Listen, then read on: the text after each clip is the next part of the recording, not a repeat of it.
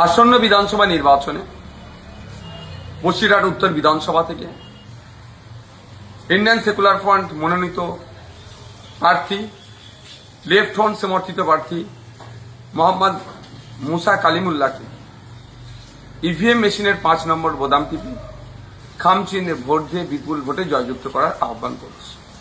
মুসা বিধানসভার মধ্যে গেলে বসিরহাট উত্তরের মানুষের শিক্ষা নিয়ে যে দুরবস্থা, স্কুলগুলো বন্ধ হতে চলেছে, মৃতপ্রায় শিক্ষক নয়, সেখানে শিক্ষক নিয়োগের দাবি উঠবে। সরকারি স্বাস্থ্য ব্যবস্থা বেহাল দশা, সেটা বেহাল দশা কাটিয়ে সুস্বাস্থ্য ব্যবস্থা পরিষেবার দাবি উঠবে, ব্যবস্থা হবে। পরিযায়ী শ্রমিকদের নিয়ে প্রচুর একটা সমস্যা, ওখানে কর্মসংস্থান নতুন তৈরি না হওয়ার ফলে কাজ হারিয়ে এখান থেকে পরিযায়ী শ্রমিক হয়ে বিভিন্ন রাজ্যে চলে যাচ্ছে, সেই দুর্দশা গোছানোর আওয়াজ উঠবে।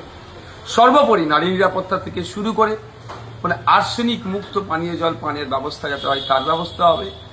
অর্থাৎ মাঠে ময়দানের বসিরহাট উত্তরের মানুষের যে লড়াই, সেই লড়াইয়ের আওয়াজ বিধানসভার মধ্যে পৌঁছাবে।